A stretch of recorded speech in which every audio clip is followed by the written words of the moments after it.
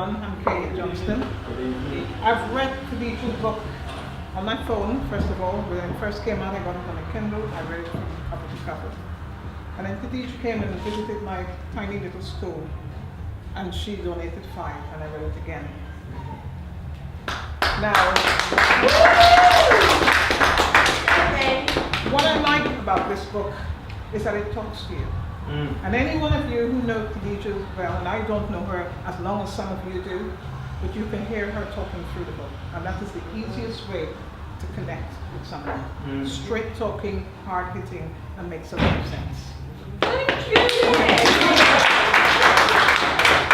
It resonated with me in quite a lot of ways. First of all, keeping the black pound is actually not hard to do. Building wealth is actually not hard to do. I remember a couple of years saying, how do we raise £1 million? If 1 million people donated £1 a month. Now we've got enough. I don't know the full numbers of the demographics of black families or black households in the UK, but if we could target those in our neighborhoods, let's do 1 south, 1 north, east, west, £1 per month. It doesn't matter how poor you are, and you let them know that this is for the collective community. Just think how awesome that would be.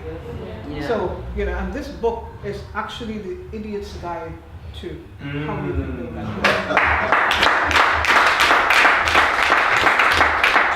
It's also about not just keeping the money within your own community, but building a legacy for your own children. You know, and again, that is why it also resonated with me. Before reading this, I had worked that out, that my children, put them through uni at our expense, and they will work for me. My youngest one, I was saying to Dean earlier, has just left uni with a first class honours degree, thank goodness. And she's not sure what she wants to do with it, but I am quite sure what she will do with it. I am taking her right at the senior level within what I create legacy for, not her for herself, her children, the neighbors' children, the community for generations to come.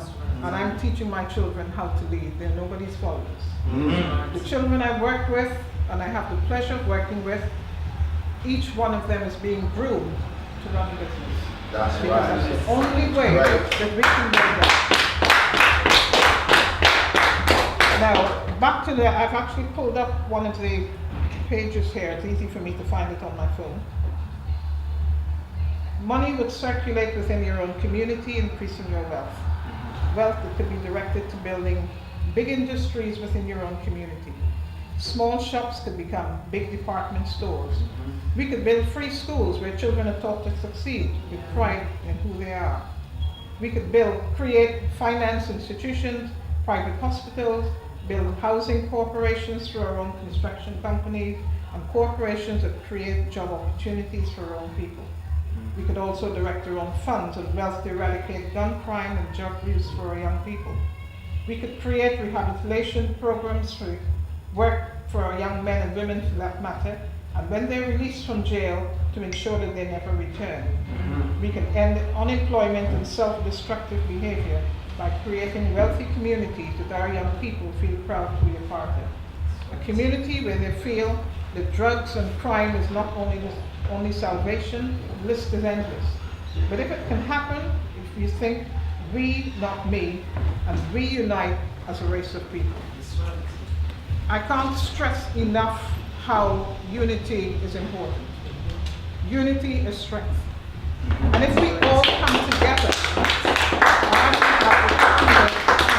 I've been advocating this for a number of years. Dean is aware of that. At every single, just imagine how awesome it is if every author, every teacher, every person who has a business, every person who's running a school, if everybody came under one directory, if there is absolutely nothing that this government can throw at you. That's right. I've taken this government on my own, single-handedly, and won. I have a tiny little business, it is mine. I hold no loans, I don't have any credit cards, Everything is mine. I'm not beholden to a single soul. And that's exactly the way I'm teaching my children. Forget about credit card. You're not going on with anybody's debt. Every penny you spend is what you have earned. That's it.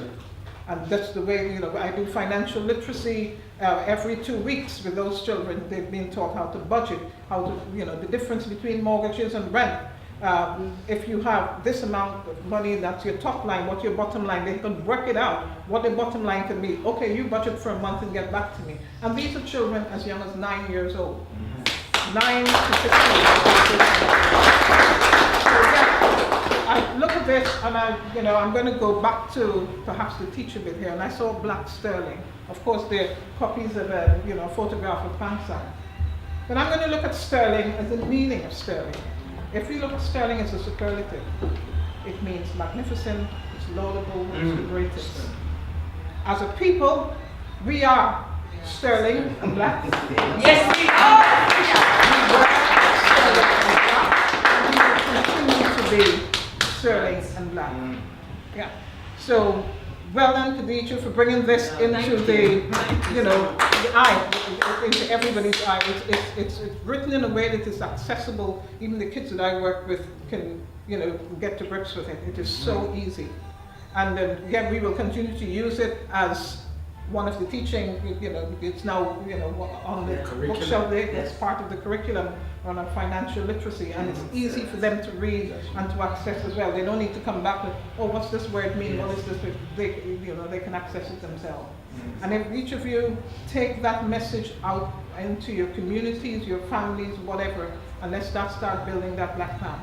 So that £1 per month you put aside, we will be the most awesome thing ever.